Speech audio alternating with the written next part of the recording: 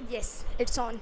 So yeah, hello everyone. Welcome back to Brainipedia Skills. I'm Neha, your polity teacher. चलिए देखते हैं आज का हमारा टॉपिक क्या है।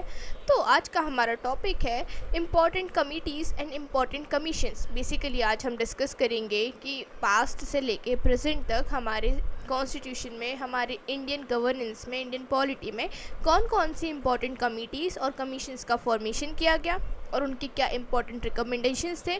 जैसा कि आप जानते हैं, किसी भी कमेटी या फिर किसी भी कमीशन का फॉर्मेशन तब किया जाता है जब किसी पर्टिकुलर मैटर को, किसी पर्टिकुलर इंसिडेंट को सॉल्व करवाना होता है। कोई भी डिबेट हो, कोई भी डिस्प्यूट हो, उसे सॉल्व करवाना हो, कोई भी एक इमर्जिंग इशू हो रहा हो हमारे देश में, हमारे संविधान से रिगार्डिंग या फिर किसी भी सोसाइटी की समस्या से रिगार्डिंग, जब उस चीज़ का सोल्यूशन चाहिए होता है, उस पर्टिकुलर परेशानी को, प्रॉब्लम को सॉल्व करना होता है, उस कंडीशन में किसी कमेटी या फिर किसी कमीशन का फॉर्मेशन जो है किया जाता है। तो यहाँ पे हम उन्हीं इम्पॉर्टेंट कमिटीज़ या फिर कमीशंस के बारे में बात करेंगे जो कि हमारे इम्पॉर्टेंट हो जाती हैं हमारे एग्ज़ाम पॉइंट ऑफ व्यू से। एग्जामिनेशन के कंटेक्स्ट में जो भी कमिटीज़ या फिर कमीशंस हमारे लिए इम्पॉर्टेंट होंगी, उन्हें आज हम डिस्कस करेंगे। उनके बारे में समझेंगे कि भाई क्या रिकमेंडेशंस रही उनकी, कौन से ऐसे डिस्प्यूट को रिजॉल्व करने के लिए उस कमेटी का या फिर कमीशन का फॉर्मेशन किया गया। ये सारी ही बातें हम आज डिस्कस करेंगे। तो सबसे पहले हम कुछ कॉन्स्टिट्यूशनल और गवर्नेंस कमिटीज़ की बात करेंगे जो कि हमारे संविधान या फिर गवर्नेंस से रिलेट करती हैं कमिटीज़, यानी कि हमारे संविधान या फिर हमारे यहाँ की गवर्नेंस को सुधारने के लिए, कुछ बदलाव लाने के लिए या फिर कुछ जो डिस्प्यूट्स संविधान या फिर हमारे देश की गवर्नेंस के रिगार्डिंग रहे, उन चीज़ों के मैटर में जो रिकमेंडेशंस थी वो प्रोवाइड करने के लिए यहाँ पे इन कमिटीज़ या फिर कमीशंस का फॉर्मेशन किया गया। सबसे पहले हम उन कमीशंस या फिर कमिटीज़ की बात करेंगे जिसमें सबसे पहले आता है सरकारिया कमीशन 1983 में। सरकारिया कमीशन का फॉर्मेशन किया गया था 1983 में। भाई क्या पर्पज़ था, क्या एम था इस कमेटी का, चलिए देखते हैं। It examined centre state relations, basically centre state relations को और बेहतर बनाने के लिए और सेंट्रल गवर्नमेंट और स्टेट गवर्नमेंट के बीच में जो डिस्प्यूट्स होते थे उन्हें रिजॉल्व करने के लिए यहाँ पे सरकारिया कमीशन का फॉर्मेशन किया गया था। की रिकमेंडेशंस की मैं बात करूँगी कि भाई जब सरकारिया कमीशन का फॉर्मेशन हुआ, इन्होंने कार्य किया सेंटर स्टेट रिलेशंस पे, उन्हें अच्छे से समझा, पढ़ा, जाना, तो उसके बाद उन्होंने क्या रिकमेंडेशंस यहाँ पे प्रदान की। सबसे पहली, strengthened federalism by giving more autonomy to states. इन्होंने बोला कि हमें फेडरलिज्म को यानी कि डिवीजन ऑफ पावर को और स्ट्रॉन्ग बनाना चाहिए। कैसे? हमें स्टेट गवर्नमेंट्स को यानी कि स्टेट्स को और ज़्यादा ऑटोनॉमी और ज़्यादा पावर्स जो है और ज़्यादा शक्तियाँ जो हैं वो प्रदान करनी चाहिए। ये इनकी सबसे पहली रिकमेंडेशन थी। इसके बाद इन्होंने बोला दे suggested the establishment of inter state council. इन्होंने बोला कि भाई इंटर स्टेट रिलेशंस को हमेशा मेंटेन करने के लिए, हमेशा बेटर बनाने के लिए हमें इंटर स्टेट काउंसिल का जो है फॉर्मेशन करना चाहिए। बेसिकली एक ऐसी काउंसिल बनाइए आप अपने देश में जो कि हमेशा ही इंटर स्टेट यानी कि जो अलग अलग राज्य होते हैं उनके जो संबंध होते हैं, जो आपस में रिलेशंस होते हैं, उनके गो थ्रू करे, उसमें कभी कोई समस्या आए तो उस चीज़ का निवारण प्रदान करे, उस चीज़ का सोल्यूशन प्रदान करे। ये बात यहाँ पे इनकी सेकंड रिकमेंडेशन के तौर पे मानी गई। देन इनकी जो थर्ड रिकमेंडेशन थी वो थी it limited the miss use of article 356 यानी कि प्रेसिडेंट रूल। बेसिकली इन्होंने बोला कि जो आर्टिकल 356 है उसके मिसयूज़ को कंट्रोल करना चाहिए, क्योंकि गवर्नमेंट्स कई बार क्या करती हैं, सेंट्रल गवर्नमेंट और जो गवर्नर होते हैं, जो कि ऑफ कोर्स कहीं ना कहीं सेंट्रल गवर्नमेंट के ही एक दूत होते हैं, राष्ट्रपति के दूत होते हैं, यहाँ पे अपनी मर्जी के लिए, अपने फ़ायदे के लिए कई बार ऐसा देखा गया कि राज्यों में, स्टेट्स में जो प्रेसिडेंट रूल है उसे लगा दिया जाता है, तो जिसके कारण स्टेट गवर्नमेंट जो होती है, उस जो भी यहाँ पे कार्य होते हैं गवर्नमेंट के या फिर जो भी एडमिनिस्ट्रेशन होता है वो काफ़ी बुरे तरीके से अफेक्ट होता है, उस पर काफ़ी नेगेटिव इम्पैक्ट पड़ता है। तो इस आर्टिकल का मिसयूज होता है उसे रोकना चाहिए, उसे कंट्रोल में लाना चाहिए। ऐसा नहीं होना चाहिए कि कभी भी किसी भी राज्य की सरकार को गिरा दिया जा रहा है, अपने फ़ायदे के लिए किसी भी राज्य में प्रेसिडेंट रूल यानी कि राष्ट्रपति शासन लगा दिया जा रहा है। इसके बाद हमारी नेक्स्ट कमीशन है पंछी कमीशन, जो कि आई 2007 में। अब पंछी कमीशन के क्या पर्पस थे, क्या एम थे, क्यों इस कमीशन का फॉर्मेशन किया गया, चलिए देखते हैं। पर्पस की बात यदि मैं करूं, review the working of the constitution concerning centre state relation. अगर मैं बात करूं पंछी कमीशन की, तो भाई सीधी सी बात अगर मैं शॉर्ट में आपको बताऊं तो सेंटर स्टेट रिलेशंस के रिगार्डिंग में ही ये कमीशन भी हमें देखने को मिला। देन इसके बाद इन्होंने क्या रिकमेंडेशंस दी, चलिए देखते हैं। Mechanism for resolving water disputes, यहाँ पे इन्होंने वाटर डिस्प्यूट्स जो होते हैं, पानी जो होता है नदियों का, आप सभी को पता है हमारे देश में बहुत सारी नदियाँ जो हैं वो फ्लो करती हैं, बहती हैं, तो हर नदी जो है अलग अलग राज्यों से बहती हुई गुजरती है। तो उस नदी के पानी के लिए हर कईयों बार राज्यों के बीच में, स्टेट्स के बीच में डिस्प्यूट, यहाँ पे मतभेद हमें देखने को मिलते हैं, मनमुटाव हमें देखने को मिलते हैं, कुछ आर्ग्यूमेंट्स हमें देखने को मिलती हैं। जिन चीज़ों को सॉल्व करने के लिए यहाँ पे इन्होंने कई सारे मैकेनिज़्म यानी कि कई सारे सॉल्यूशंस जो हैं वो प्रदान किए कि भाई ये जो वाटर डिस्प्यूट्स होते हैं राज्यों के बीच में, आप इसे किस प्रकार से सॉल्व कर सकते हैं। Then clear guidelines for imposing president rules, इन्होंने बोला कि जो प्रेसिडेंट रूल यानी कि राष्ट्रपति शासन है ना, उसे अप्लाई करने के लिए आप बिल्कुल क्लियर गाइडलाइंस दीजिए कि भाई किस कंडीशन में, किस सिचुएशन में यहाँ पे आप प्रेसिडेंट रूल यानी कि राष्ट्रपति शासन जो है उसे इम्पोज करने वाले हैं। Then it strengthen local governance, local governance जो होती है, PRI हुआ या फिर अर्बन लोकल बॉडीज जैसे म्यूनसिपालिटीज़, नगर पालिका, नगर परिषद, इन सभी को इन्होंने और ज़्यादा स्ट्रेंथन बनाया और ज़्यादा मजबूत किया। तो ये इनकी कुछ की रिकमेंडेशंस हैं जो कि इम्पॉर्टेंट हो जाती हैं। अब अगर हम बात करें कि इन कमीशंस, इन कमिटीज़ से क्वेश्चंस किस तरीके से बन सकते हैं, तो यहाँ पे एक क्वेश्चन बन जाएगा कि भाई MM पंछी कमीशन जो थी वो कौन से ईयर में यहाँ पे इस्टेब्लिशमेंट हुआ। आंसर हो जाएगा 2007। क्या पर्पस था, इंटर स्टेट रिलेशंस। एंड यहाँ पे सेकंड क्वेश्चन आ जाएगा यहाँ पे कॉन्स्टिट्यूशनल एंड सरकारिया कमीशन के रिगार्डिंग कि भाई सरकारिया कमीशन का फॉर्मेशन कौन से ईयर में हुआ, तो आंसर होगा 1983। यहाँ पे ये भी आ सकता है कि भाई सरकारिया कमीशन का पर्पस क्या था, एम क्या था, तो क्या था, सेंटर स्टेट रिलेशन।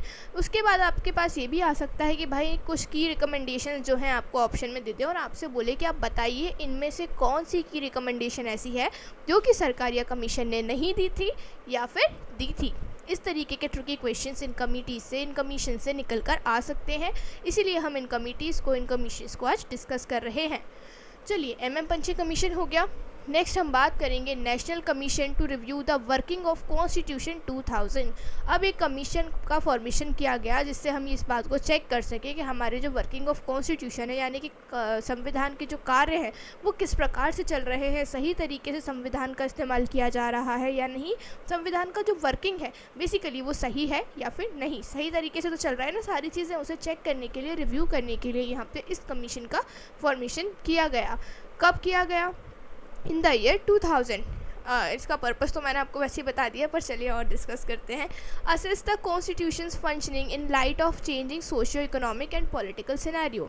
यहाँ पे इस चीज़ को चेक करने के लिए इस कमेटी को बनाया गया कि जिस तरीके से हमारे समाज में सोशल चेंजेस आ रहे हैं, पॉलिटिकल चेंजेस आ रहे हैं, राजनीतिक बदलाव आ रहे हैं, सामाजिक बदलाव आ रहे हैं, साथ ही साथ इकोनॉमिकल चेंजेस आ रहे हैं, तो उस कंडीशन में हमारा संविधान सही तरीके से वर्क कर रहा है या फिर नहीं, सही तरीके से जो काम आई एम सो सॉरी। सो यहाँ पे इस चीज़, ये जो कमेटी थी, जो कमीशन था, इसका फॉर्मेशन इसीलिए किया गया कि भाई एवरीडे बेसिस पे हमारे समाज में, हमारी सोसाइटी में, हमारी राजनीति में जो बदलाव आ रहे हैं, जो चेंजेस आ रहे हैं, उन चेंजेस को अडाप्ट करके, उन चेंजेस के होते हुए यहाँ पे हमारा संविधान सही प्रकार से कार्य कर भी रहा है या फिर नहीं, संविधान की वर्किंग कैसी चल रही है, बेसिकली इस चीज़ को चेक करने के लिए यहाँ पे इस कमीशन का फॉर्मेशन किया गया। कब किया गया, इन द ईयर 2000। की रिकमेंडेशंस की यदि मैं बात करूं, यहाँ पे इलेक्टोरल रिफॉर्म्स यानी कि हमारे जो इलेक्शंस होते थे उसमें कई सारे रिफॉर्म्स की इन्होंने बात करी। स्ट्रेंथनिंग द जुडिशरी, इन्होंने बोला कि हमें अपनी जुडिशरी को, अपने न्यायालयों को यानी कि सुप्रीम कोर्ट, हाई कोर्ट या फिर सबऑर्डिनेट कोर्ट्स जो होते हैं, इन्हें और मजबूती प्रदान करनी चाहिए, यानी कि थोड़ी और स्ट्रेंथनिंग और पावर्स इन्हें हमें प्रदान करनी चाहिए ताकि हमारे समाज में, हमारी सोसाइटी में जो न्याय है वो और ज़्यादा बेहतर तरीके से सिटीजन्स को मिल सके। सोशल जस्टिस कमिटीज़ की मैं बात करूंगी। अब सोशल जस्टिस कमिटीज़ यानी कि जिसने सोसाइटी में, ऐसी कमिटीज़ का भी फॉर्मेशन हुआ जिन्होंने सोसाइटी में, समाज में इक्वालिटी लाने की बात की, बदलाव लाने की बात करी और सामाजिक लोगों को, समाज के सिटीजन, हमारे जो सोसाइटी में सिटीजन्स होते हैं इंडियन, उन्हें इक्वालिटी यानी कि जस्टिस यानी कि न्याय प्रदान करने की यहाँ पे बात करी। सोसाइटी के लोगों को जो भी कमेटी यहाँ पे न्याय यानी कि जस्टिस दिलाने की बात करेगी, वो सारी ही कमिटीज़ आपकी सोशल जस्टिस कमिटीज़ के रिगार्डिंग आ जाएंगे, अंतर्गत आ जाएंगी। सबसे पहली कमेटी है मंडल कमीशन। जो कि आता है 1979 में। मंडल कमीशन एक इम्पॉर्टेंट कमीशन हो जाता है, क्योंकि इसका जो फॉर्मेशन किया गया था वो इसीलिए किया गया था ताकि they can identify socially and economically backward classes. Mandal commission का जो मेजर पर्पस था, मेजर काम था, वो ये था कि आप पूरे इंडियन टेरिटरीज़ में, पूरे इंडिया के अंदर जितनी भी इंडियन सोसाइटी है, जितने भी इंडियन सिटीजन्स हैं, इन सभी के अंदर आपको आइडेंटिफाई करना है ऐसे लोगों को जो कि सोशली और इकोनॉमिकली बैकवर्ड है, यानी कि जो पिछड़ा वर्ग के लोग हैं। बेसिकली आपको उन्हें आइडेंटिफाई करना है, उनकी पॉपुलेशन कितनी है, ये सारी ही चीज़ें, उनके बारे में जो भी इंपॉर्टेंट इन्फॉर्मेशन है उसे गैदर करके, गेन करके यहाँ पे सेंट्रल गवर्नमेंट को प्रदान करना है। देन इनकी की रिकमेंडेशंस क्या रही, चलिए देखते हैं। सबसे पहली तो इनकी जो की रिकमेंडेशन थी वो ये थी कि they asked for 27% reservation for OBC in government job and educational institutions. इन्होंने बोला कि जो ओबीसी के हमारे सोसाइटी के मेंबर्स हैं, ओबीसी के जो लोग हैं, अदर बैकवर्ड कास्ट के जो लोग हैं, उन्हें एजुकेशनल इंस्टीट्यूशंस यानी कि कॉलेजेस, यूनिवर्सिटीज़ वगैरह में, साथ ही साथ गवर्नमेंट जॉब में यानी कि सरकारी नौकरियों में 27% का आरक्षण, 27% का रिजर्वेशन जो है वो मिलना चाहिए। साथ ही साथ इन्होंने बोला, इनका जो सेकेंड इम्पॉर्टेंट रिकमेंडेशन रहा वो ये था, इन्होंने बोला कि भाई रेगुलर सर्वे होने चाहिए ताकि हम अदर बैकवर्ड क्लासेस को यानी कि ओबीसी को बेसिकली यहाँ पे आइडेंटिफाई कर सकें। Give me a second please. Yes, let's continue. तो यहाँ पे इनकी मेजर जो की रिकमेंडेशंस रहती हैं हमारी, वो सबसे पहले जो 27% of reservation for OBC, and second one is हमें टाइम पे यहाँ पे सर्वे कराने चाहिए, चेक करना चाहिए कि ओबीसी जो पॉपुलेशन है वो इंक्रीज़ हो रही है, डिक्रीज़ हो रही है, या फिर क्या चेंजेस आ रहे हैं ओबीसी पॉपुलेशन में। तो ये भी जो थे यहाँ पे इनके मेन हमें रिकमेंडेशंस देखने को मिलते हैं। यहाँ से इंपॉर्टेंट बातें जो आप याद रखेंगे वो ये है कि पहला तो भाई मंडल कमीशन का फॉर्मेशन होता है 1979 में। इनका पर्पस था ओबीसी के रिगार्डिंग जो भी इन्हें सोशल जस्टिस प्रोवाइड करना, बेसिकली ओबीसी के लोगों को यानी कि अदर बैकवर्ड कास्ट के लोगों को। फिर इनके रिकमेंडेशंस रहे वो ये था, first one is very easy, very simple, 27% of reservation for OBC. Second one के टाइम पे आप क्या करवाने वाले हैं, सर्वे करवाइए ताकि आप ओबीसी की सिचुएशन को, कंडीशन को समाज में, सोसाइटी में बेहतर तरीके से समझ सकें। चलिए, रंगनाथ मिश्रा कमीशन 2007। अब 2007 में एक इम्पॉर्टेंट कमेटी का अगेन फॉर्मेशन होता है जो कि है रंगनाथ मिश्रा कमीशन। चलिए रंगनाथ मिश्रा कमीशन के बारे में समझते हैं।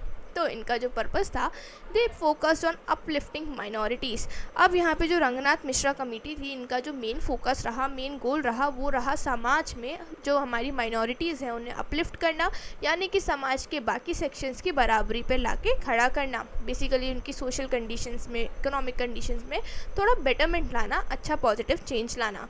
तो की रिकमेंडेशंस इनकी क्या रही, इन्होंने बोला कि 10% reservation for economically backward sections among religious and linguistic minorities. इन्होंने बोला कि भाई 10% रिजर्वेशन जो है ना, इकोनॉमिकली बैकवर्ड सेक्शंस को भी मिलना चाहिए, यानी कि जो लोग गरीब हैं, जिनके पास इतना फाइनेंशियली स्टेबल जो लोग नहीं हैं, जिनके पास इतने पैसे नहीं हैं कि वो क्या कर सकें, सोसाइटी में बाकी लोगों के साथ, बाकी लोगों के हिसाब से जो है रह सके, एजुकेशनल इंस्टीट्यूशंस में जा सके, अपने बच्चों का एडमिशन करा सके, या फिर और भी कई सारे क्राइटेरियाज इन्होंने बताए। तो इन्होंने बोला कि भाई हम सोसाइटी में जो रिलीजियस माइनॉरिटीज़ को रिजर्वेशन देते हैं, लिंग्विस्टिक माइनॉरिटीज़ को रिजर्वेशन देते हैं, उसके अलावा हमें ये जो इकोनॉमिकली बैकवर्ड जो लोग होते हैं भाई, जो फाइनेंशियली इतने स्टेबल, इतने स्ट्रॉन्ग नहीं होते, हमें उन लोगों को भी यहाँ पे 10% का आरक्षण यानी कि 10% का रिजर्वेशन जो है वो देना चाहिए।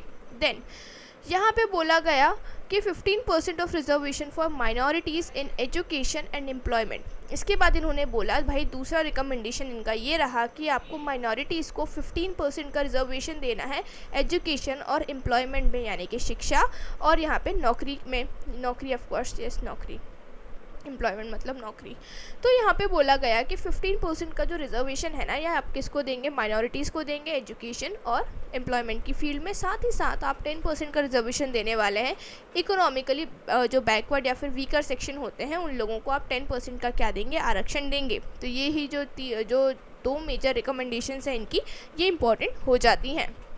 देन जस्टिस वर्मा कमेटी की बात करूंगी जो कि 2012 में जिस कमेटी का फॉर्मेशन हुआ। अभी जो जस्टिस वर्मा कमेटी थी, इनका मेन पर्पस था कि भाई जो केसेस होते हैं, सेक्सुअल असॉल्ट्स वगैरह होते हैं, सेक्सुअल ऑफेंसेस होते हैं महिलाओं के अगेंस्ट, उसके प्रति थोड़े ठोस नियम और थोड़े कड़क और थोड़े स्ट्रिक्ट रूल्स जो हैं उनका फॉर्मेशन करना। बेसिकली निर्भया केस जो हुआ था इंडिया में 2012 में, उसके अलावा जस्टिस वर्मा कमेटी का जो है फॉर्मेशन किया गया। इनसे बोला कि आप भाई बदलाव लाइए, कुछ ऐसे रिकमेंडेशन दीजिए जिससे हम जो सेक्सुअल असॉल्ट होते हैं महिलाओं के प्रति या फिर सेक्सुअल ऑफेंसेस जो भी होते हैं, प्रताड़ित किया जाता है, परेशान किया जाता है, हैरेस किया जाता है, उन चीज़ों में हम थोड़ी राहत देख सकें। ऐसे आप नियम कानून जो है यहाँ पे रिकमेंड कीजिए, सजेस्ट कीजिए आप, और कठोर जो है कानून बताइए सेक्सुअल असॉल्ट के लिए, ताकि हमारे इंडिया में ये जो सेक्सुअल असॉल्ट्स जो हैं इतने कॉमन होते जा रहे हैं, इससे महिलाओं को राहत देखने को मिले। कि रिकमेंडेशंस जो थे इनके वो थे stricter punishment for sexual offences. इन्होंने और ज़्यादा कड़ी सज़ाएं सजेस्ट करी उन लोगों के लिए जिन्होंने किसी भी प्रकार के सेक्सुअल असॉल्ट को परफॉर्म किया है या फिर भविष्य में किसी भी प्रकार के सेक्सुअल असॉल्ट को परफॉर्म करने वाले हैं। बेसिकली यहाँ पे सेक्सुअल असॉल्टर्स के लिए, जो लोग महिलाओं को प्रताड़ित करते हैं, हैरेस करते हैं, उनके अगेंस्ट में और ज़्यादा स्ट्रिक्ट लॉ, स्ट्रिक्ट नियम बनाने की बात इन्होंने यहाँ पे सामने रखी। तो नेक्स्ट में हम बात करेंगे, sorry what the hell is wrong over here, yes. Next इनकी जो रिकमेंडेशंस रही वो रही fast track court for cases of sexual violence. उन्होंने बोला कि भाई हमें फास्ट ट्रैक कोर्ट्स का फॉर्मेशन करना चाहिए, क्योंकि हमारे यहाँ जो जुडिशरी का प्रोसेस होता है, जो न्याय पाने का प्रोसेस होता है, वो काफ़ी लेंदी, काफ़ी लंबा हो जाता है। तो यहाँ पे जो भी सेक्सुअल असॉल्ट के केसेस होते हैं, सेक्सुअल हैरेसमेंट के केस होते हैं, इसके लिए आपको फास्ट ट्रैक कोर्ट्स का फॉर्मेशन करना चाहिए, जहाँ पे ये जो क्रिमिनल केसेस हैं ना सेक्सुअल असॉल्ट के रिगार्डिंग, आप उनकी हियरिंग, उनकी सुनवाई क्या है जल्दी से जल्दी करें, ताकि जो पीड़ित है उसे न्याय जो है वो आसानी से और काफ़ी जल्दी मिल सके। फिर gender sensitisation programmes for police and judiciary. Give me a second, there is a network issue I guess. Yes, so यहाँ पे ये जो टर्म है जेंडर सेंसिटाइजेशन, इसका मतलब है कि आप किसी भी सेक्स के लोगों से, चाहे मेल हो, फीमेल हो, ट्रांसजेंडर हो, व्हाटएवर इट इज़, आप सामने वाले इंसान के साथ रिस्पेक्ट से बिहेव आएंगे। आप सामने वाले इंसान के साथ बदतमीज़ी नहीं कर सकते। एक वे ऑफ टॉकिंग आपका सही होना चाहिए, पोलाइटली आपको बिहेव करना है। बेसिकली कई बार ऐसा देखा जाता है कि जो विक्टिम होते हैं उनके साथ बदतमीज़ी की जाती है, रिस्पेक्ट से बात नहीं की जाती। जो एडवोकेट्स होते हैं या फिर जो पुलिस हमें देखने को मिलती है, पुलिस अथॉरिटी, ये काफ़ी बुरे तरीके से पेश आते हैं जो हमारे विक्टिम होते हैं उनके साथ। तो इन्हीं चीज़ों को रोकने के लिए यहाँ पे ये बात बोली गई कि भाई जेंडर सेंसिटाइजेशन प्रोग्राम जो है हम पुलिस और जुडिशरी के लिए रखेंगे, ताकि यहाँ पे जो भी विक्टिम है उसे किसी भी प्रकार से अनकम्फर्टेबल, अनईजी फील ना हो। साथ ही साथ यहाँ पे किसी भी प्रकार के जेंडर जो है, चाहे वो मेल है, फीमेल है, या फिर किसी के भी साथ जो है अन्याय हो रहा है, तो उनके साथ यहाँ पे पुलिस और जुडिशरी जो है एक बेहतर तरीके से, पोलाइट तरीके से पेश आए। किसी भी प्रकार के इनह्यूमन एक्टिविटी उनके साथ हमें यहाँ पे देखने को ना मिले, किसी भी प्रकार की बदतमीज़ी, नेगेटिव वे ऑफ टॉकिंग, ऐसा कुछ भी देखने को ना मिले जिससे उनकी मेंटल स्टेट जो है वो और ज़्यादा क्या हो सके, ख़राब हो सके। तो इन्हीं चीज़ों को यहाँ पे सॉल्व करने के लिए जो हमारी कमेटी थी, जस्टिस वर्मा कमेटी, इन्होंने ये कुछ रिकमेंडेशंस जो है वो प्रदान किए थे। नेक्स्ट है कोठारी कमीशन 1964। अब कोठारी कमीशन ने क्या बोला भाई, क्या पर्पस थे, चलिए इसे समझते हैं। दे suggested reform in the education system. अब इन्होंने एजुकेशन सिस्टम में बदलाव लाने की, कुछ बेहतर बदलाव, कुछ पॉजिटिव चेंजेस लाने की बातें करी। किस प्रकार से, चलिए देखते हैं। देखिए, तो इनके जो की रिकमेंडेशंस रहे, इन्होंने बोला common school system to promote equality. इन्होंने बोला कि हमारे देश में बॉयज़ एंड गर्ल्स के जो अलग अलग स्कूल्स होते हैं, आज के टाइम में तो फिर भी काफ़ी कम हो गए, वरना पहले के टाइम पे सिर्फ गर्ल्स के स्कूल अलग एंड बॉयज़ के स्कूल अलग हमें देखने को मिलते थे। दोनों के कंबाइंड कोएड स्कूल हमें देखने को नहीं मिलते थे इंडिया में। तो इन्होंने बोला कि हमें क्या करना चाहिए, अपने देश में कॉमन स्कूल्स रखने चाहिए जहाँ पे गर्ल्स एंड बॉयज़ साथ में बैठ के पढ़ाई कर सकें, एजुकेशन को गेन कर सकें, ताकि हम यहाँ पे इक्वालिटी यानी कि समानता जो है उसे प्रमोट कर सकें। इन्होंने बोला, सेकेंड वन बोला इन्होंने कि हमें वोकेशनल एजुकेशन पे ज़्यादा ध्यान देना चाहिए। मतलब कि प्रैक्टिकल नॉलेज जो होता है बच्चे का, अलग अलग एक्टिविटीज़ के द्वारा अलग अलग चीज़ें उन्हें, मतलब एजुकेशन में किताबों के अलावा उन्हें दूसरे ज्ञान भी हमें प्रदान करने चाहिए। अलग अलग एक्स्ट्रा करिकुलर एक्टिविटीज़ जो होती हैं वो हमें सिखाना चाहिए। अलग अलग आर्ट हुआ, अलग अलग एक्टिविटीज़ हुई, प्रैक्टिकल नॉलेज बेसिकली ज़िंदगी का हमें उन्हें देना चाहिए। साथ ही साथ इन्होंने बोला that allocation of 6% of GDP to education. उन्होंने बोला कि हमारे देश की जो भी जीडीपी होगी उसका 6% हमें कहाँ देना चाहिए, एजुकेशन के लिए देना चाहिए, क्योंकि एजुकेशन ही क्या है, हमारे देश को, हमारे देश के भविष्य को यहाँ पे शेप देती है। एक तरीके से पूरा शेप जो है हमारे देश का भविष्य का, वो हमें एजुकेशन यानी शिक्षा के द्वारा ही तो देखने को मिलता है, क्योंकि जितनी बेहतर शिक्षा हमारे बच्चों को मिलेगी, बच्चों को प्रदान की जाएगी, उतना ही बेहतर हमारे देश का भविष्य हमें देखने को मिलेगा। नेक्स्ट है national education policy drafting committee 2020। अब 2020 में एक और कमेटी आती है एजुकेशन के रिगार्डिंग। अब ये कमेटी क्या बोलती है, चलिए देखते हैं। भाई इनका पर्पस क्या था कि आपको नई एजुकेशन पॉलिसी जो है उसे ड्राफ्ट करना है, उसे तैयार करना है। अब जो नई एजुकेशन पॉलिसी रही, इसमें क्या बातें देखने को मिली, इन्होंने बोला they introduced of 5+3+3+4 school structure. अब ये 5+3+3+4 स्कूल स्ट्रक्चर क्या है, चलिए देखते हैं। 5 की तो यदि मैं बात करूँ, यहाँ पे नर्सरी, KG1, KG2 और फर्स्ट सेकेंड तक की क्लासेस की बात की जा रही है, जहाँ पे हम बच्चे को बेसिक इन्फॉर्मेशन, बेसिक नॉलेज जो है प्रदान करते हैं।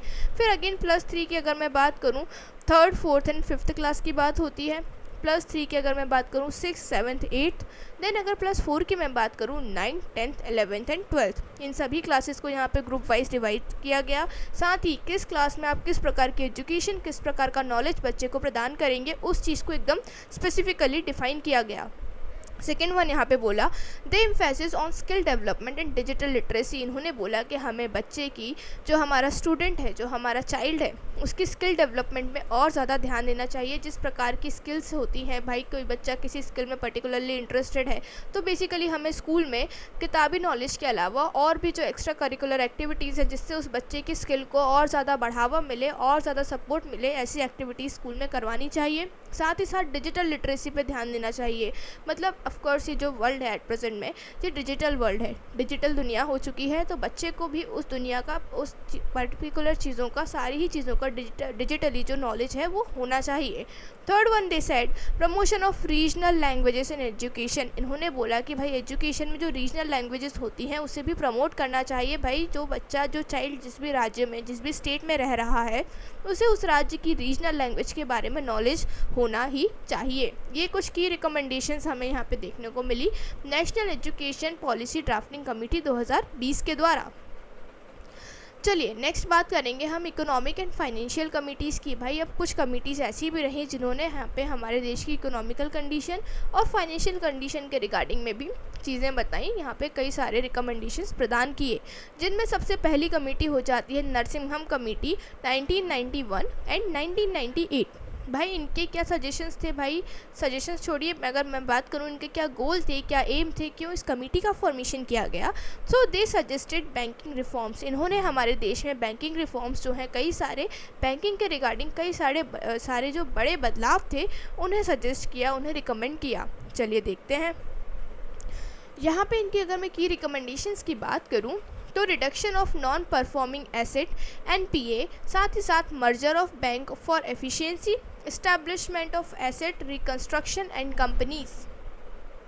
अब यहाँ पे नॉन परफॉर्मिंग एसेट क्या होते हैं, मान लीजिए हमारे यहाँ के जो बैंक है उन्होंने किसी इंसान को लोन दिया, किसी भी एंटिटी को, किसी भी बॉडी को लोन दिया, एंड देन कुछ समय के बाद वो जो बॉडी है, वो जो एंटिटी है, कोई इंडिविजुअल है, वो बैंक को यहाँ पे लोन का जो भी इंटरेस्ट है वो नहीं चुका पा रहा है, वो जो पैसे हैं वो रिटर्न करने में असमर्थ है, अनेबल है। देन उस कंडीशन में ये जो एसेट होगा वो क्या हो जाएगा, नॉन परफॉर्मिंग हो जाएगा, क्योंकि बैंक ने जितना भी लोन दिया था वो यही सोच के दिया था कि भाई हमें बदले में क्या मिलेगा, ब्याज मिलेगा, इंटरेस्ट मिलेगा।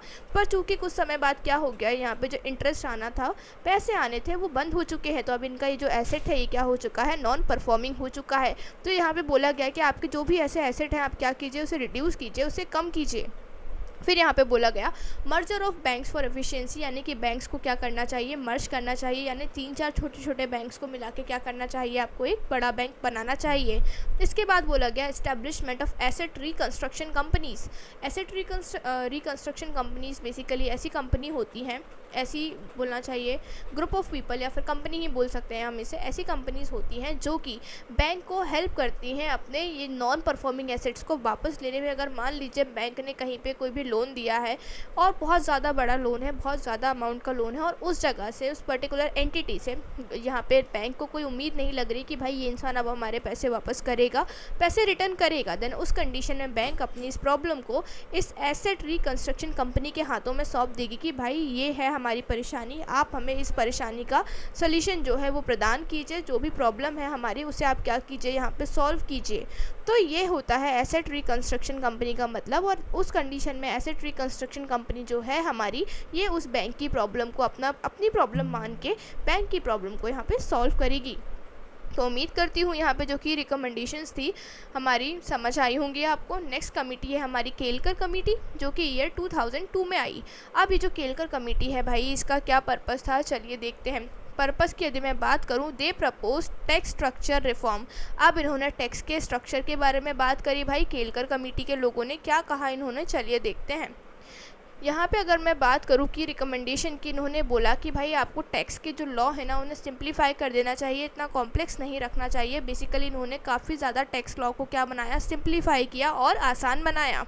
Then reduction in corporate tax rates, इन्होंने जो कॉर्पोरेट टैक्स के रेट्स थे उनमें रिडक्शन किया, यानी कि कॉर्पोरेट टैक्स रेट्स को कम किया। नेक्स्ट है हमारी 15th फाइनेंस कमीशन 2017। भाई 2017 में आती है हमारी 15th फाइनेंस कमीशन। अब ये जो 15th फाइनेंस कमीशन है ये क्या है एवरीवन, चलिए समझते हैं। 15th फाइनेंस कमीशन के जो पर्पस रहे वो ये थे that they recommended the distribution of tax revenue between the center and state। Basically finance commission का काम ही यही होता है कि जो भी रेवेन्यू कलेक्शन होता है, जो भी टैक्स का कलेक्शन होता है ऑल ओवर द कंट्री से, उसे सेंटर और स्टेट गवर्नमेंट के बीच में किस प्रकार डिस्ट्रीब्यूट करना है, किस प्रकार एलोकेट करना है, इस बात को फाइनेंस कमीशन डिसाइड करती है। तो हमारी जो 15th फाइनेंस कमीशन थी उन्होंने भी यही किया। इनकी रिकमेंडेशंस क्या रही, चलिए देखते हैं। They said that we should focus on fiscal discipline, incentive for states to improve performance in health, education and infrastructure। अब यहाँ पे फिस्कल डिसिप्लिन का मतलब हो जाता है कि भाई हमारी जो सरकार है, हमारी जो गवर्नमेंट है, उन्हें सोच समझ के पैसे जो हैं खर्च करना चाहिए, वाइज तरीके से यहाँ पे पैसे खर्च करना चाहिए, और जितना कम हो सके उतना बोरो करना चाहिए, यानी कि कम से कम आप लोन लीजिए और आप सोच समझ के क्या करने वाले हैं, एक्सपेंडिचर करने वाले हैं, खर्चे करने वाले हैं। साथ ही साथ इन्होंने बोला कि जो हमारे राज्य होते हैं ना, इन्हें हम थोड़े और पैसे प्रदान करेंगे, थोड़े अमाउंट ऑफ फंड्स प्रोवाइड करेंगे ताकि वो अपनी परफॉर्मेंस को क्या कर सके और बेहतर बना सके। किस फील्ड में, हेल्थ के फील्ड में, एजुकेशन के फील्ड में और इंफ्रास्ट्रक्चर की फील्ड में। बेसिकली हम यहाँ राज्यों को कुछ अमाउंट ऑफ मनी, कुछ अमाउंट ऑफ फंडिंग जो है वो प्रदान करेंगे ताकि जो राज्य है ना वो यहाँ पे इन पर्टिकुलर फील्ड में, चाहे वो एजुकेशन है, हेल्थ है, इंफ्रास्ट्रक्चर है, इन चीज़ों में बेहतर परफॉर्म कर सके, पॉजिटिव चेंजेस जो हैं वो ला सकें। देन है agriculture and rural development committee. Agriculture and rural development committee मतलब ऐसी कमिटीज़ जो कि यहाँ पे एग्रीकल्चर के रिगार्डिंग, रूरल डेवलपमेंट के रिगार्डिंग यहाँ पे सजेशंस देंगी, रिकमेंडेशंस देंगी, इन चीज़ों के ऊपर कार्य करेंगी, वो कमेटी होंगी हमारी एग्रीकल्चर और रूरल कमेटी। चलिए सबसे पहले बात करते हैं सबसे फेमस कमेटी की, जो कि है अशोक मेहता कमेटी 1977 की। अब ये जो अशोक मेहता कमेटी है 1977 की, इनका पर्पस क्या था? इनका पर्पस था कि जो पंचायती राज सिस्टम है, इसके सारे जो भी प्रोविजंस हैं, जो भी क्लॉज हैं, जो भी बातें कही गई हैं, functions, powers and everything related to Panchayati Raj system, उसे आप क्या करने वाले हैं, रिव्यू करने वाले हैं। और इन्होंने पंचायती राज सिस्टम के रिगार्डिंग काफ़ी इंपॉर्टेंट रिकमेंडेशंस भी दिए थे। चलिए देखते हैं क्या थे वो इंपॉर्टेंट रिकमेंडेशंस। इन्होंने बोला कि हमें 3 टियर पंचायती राज सिस्टम जो है बनाना चाहिए। मतलब पंचायती राज सिस्टम में कितने लेवल्स होने चाहिए? 3 लेवल होने चाहिए। इसके बाद इन्होंने बोला direct election for panchayat members, यानी कि पंचायत के जो मेंबर्स होंगे उसके लिए हमें डायरेक्ट इलेक्शंस रखने चाहिए, ना कि इनडायरेक्ट। फिर इसके बाद इन्होंने बोला financial autonomy for local bodies, यानी कि लोकल बॉडीज़ के पास अपनी खुद की फंडिंग होनी चाहिए, खुद के पैसे, खुद की एक रेवेन्यू जो है वो होना चाहिए, ताकि वो उसे अपने लोकल एरियाज़ के डेवलपमेंट के लिए यूज़ कर सकें, इस्तेमाल कर सकें। देन नेक्स्ट है हमारा national commission on farmers. Farmers के लिए एक नेशनल कमीशन का फॉर्मेशन किया गया 2004 में। इसका नाम था national commission for farmer. Purpose की यदि मैं बात करूं, बेसिकली इनका नाम से पता चल रहा है फार्मर्स, तो यहाँ पे फार्मर्स के वेलफेयर की ही बात की जाएगी, फार्मर्स के भले की बात की जाएगी। अगर मैं बात करूँ इसके चेयरपर्सन की तो वो थे MS स्वामीनाथन। देन मैं की रिकमेंडेशंस पे आना चाहूँगी। दे ensure minimum support price for crops. यहाँ पे बोला कि भाई क्रॉप्स के लिए हम मिनिमम सपोर्ट प्राइस जो है वो प्रदान करेंगे। देन इसके बाद प्रमोटिंग सस्टेनेबल एग्रीकल्चर, साथ ही साथ यहाँ पे इन्होंने सस्टेनेबल एग्रीकल्चर को प्रमोट करने की बात करी, सपोर्ट करने की बात करी।